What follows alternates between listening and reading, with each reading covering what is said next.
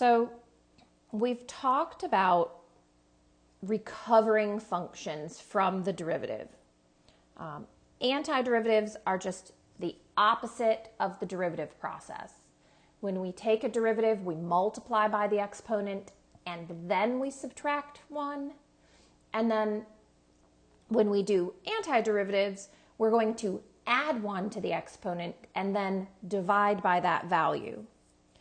All right, so the last video we talked about power rule, and so if we have something that looks like x to some power, we can recover it and generate the antiderivative. And of course, that works as long as this n, this exponent, is not equal to -1. All right? We have some properties of antiderivatives, and it's really just easier for us to go ahead and memorize these, especially those first 3 there. And so you think about it, well, the derivative of sine gives us cosine. So therefore it stands that the antiderivative of cosine is sine. And we looked at an example like that in the previous video. All right, so similarly, if we start with sine, the antiderivative is negative cosine. If we start with secant squared, the antiderivative is tangent. All right, so the only thing that is added here is we have this k value in all of them, you should see. And k is just some constant multiplier, a coefficient. So if I were taking the antiderivative, suppose I had f of x equals sine of 3x, then by this rule, my antiderivative, capital F, would be -1/3 cosine of 3x. And of course, we always put plus c, that arbitrary constant. Okay, so we have these properties that we can use for trig functions. We also have 2 other rules that we can add here. We have a constant multiple rule, which we used as in the example in the last video, and then the sum or difference rule. And that just says if there is a constant in front of what you are finding the antiderivative of, then the constant would just remain. And the sum or difference rule says that if I have like a polynomial, lots of terms, I can just take the antiderivative of each term. The antiderivative of f is capital F. The antiderivative of little g is capital G. And of course, we always add that arbitrary constant c because there could have been a constant there before we took the derivative, and the derivative of a constant is 0. All right, so let's do an example here. So here we have a function, f of x equals the square root of x plus 3x minus the cosine of 8x. And what we're going to do is find the antiderivative. All right, so again, we can deal with this as sets or, terms. We have 3 small antiderivatives we're going to need to calculate here. And when we're dealing with square root of x, one thing we often do is we rewrite that as x to the 1/2 power. I've got plus 3x and minus cosine of 8x.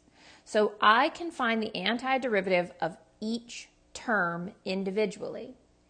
And then, thinking about this, each term we say, well, do we have to write plus c, plus c, plus c after each one of these? Well, the sum of 2 arbitrary constants, or 3 arbitrary constants, is just another arbitrary constant. So when we're done, at the end, we're just going to have 1 plus c.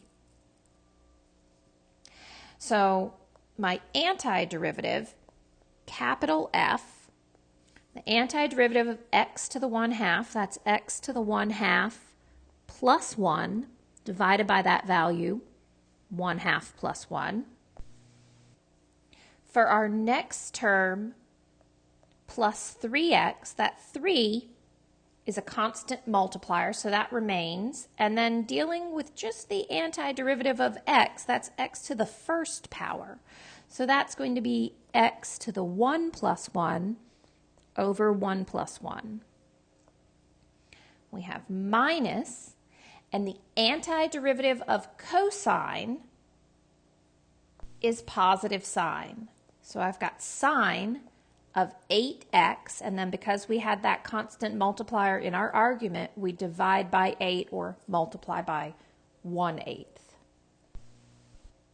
And then at the end, we have to make sure we write our plus c. So, cleaning this up, I've got f of x, that's x to the 3/2 divided by 3/2. So dividing by 3/2 is the same as 2/3. I end up with 2/3 x to the 3/2 plus 3/2 x squared minus 1/8 the sine of 8x plus c. And this is my final answer here. So let's do another example where we find the antiderivative of this function. F of x equals 2 divided by the cube root of x minus secant squared of x over 4 plus 8. All right, so we always try to rearrange things, make them look nicer before we even start doing our problem. So I'm going to rewrite my function, f of x. I have 2, and the cube root of x can become a 1/3 power.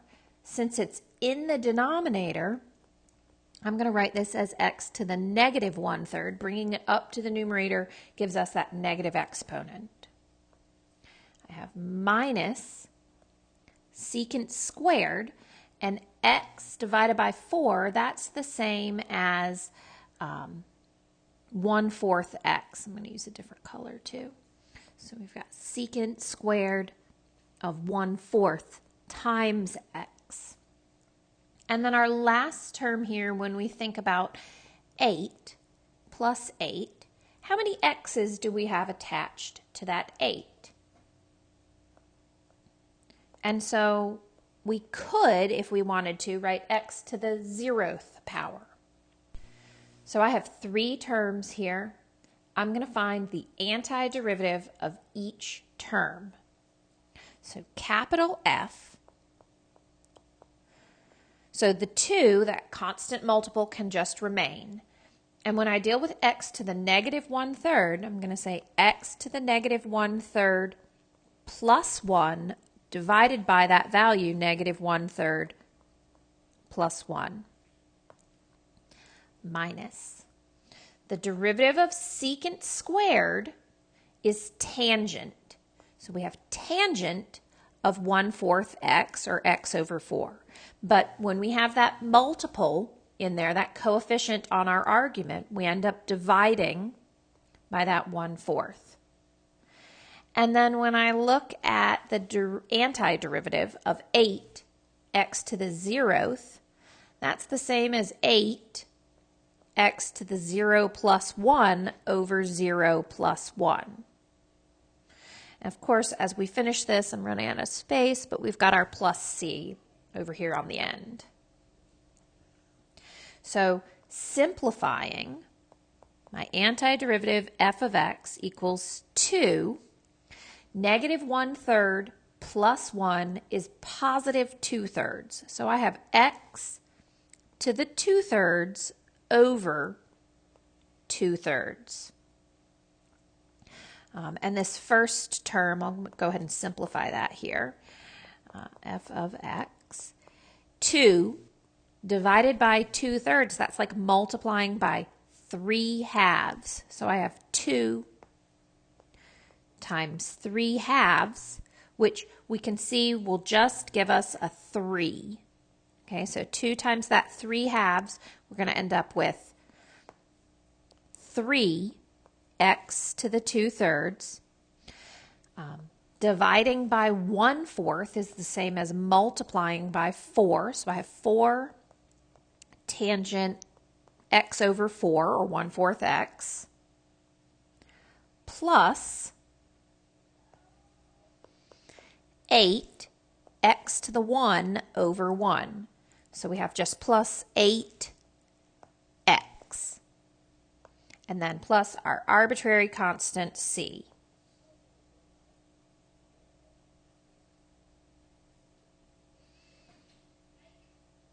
Have you had enough yet? I'm sure you haven't. Let's do one more example. All right, so let's find the antiderivative. We have f of x equals pi x minus 3 divided by x to the 4th plus x over 2 minus cosecant 7x cotangent 7x plus e. Okay, so I'll start this off just cleaning it up just a little bit, rewriting it.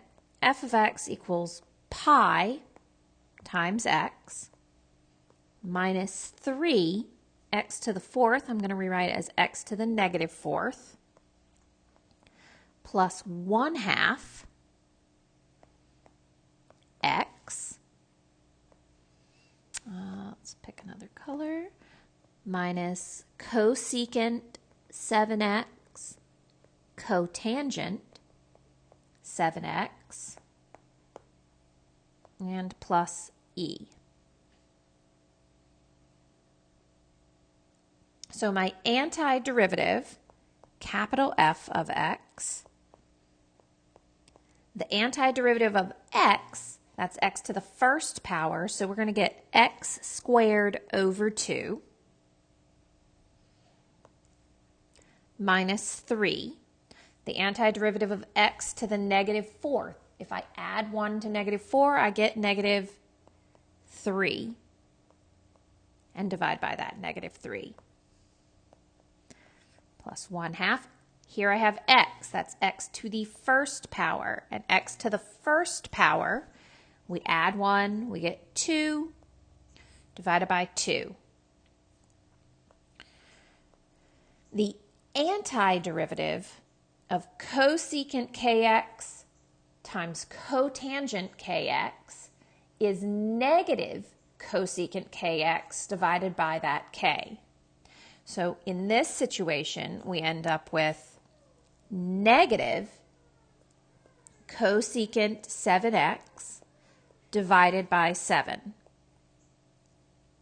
The antiderivative of e, well, e is a constant, and we can think about that. There were 0 x's behind it. So that guy, if I add 1 to 0, I get x to the 1st divided by 1. I end up with plus ex. And then we write plus c at the end, our arbitrary constant. So my antiderivative here is pi over 2 x squared plus the 3's cancel. I end up with x to the negative 3. So negative 3, that turns to plus 1. X to the negative 3, that's the same as writing 1 over x cubed. I've got plus x squared over 4, or 1/4 x squared. Notice these two negatives turn positive, so I've got positive 1/7 cosecant of 7x plus Euler's number e times x plus c. So that is my antiderivative.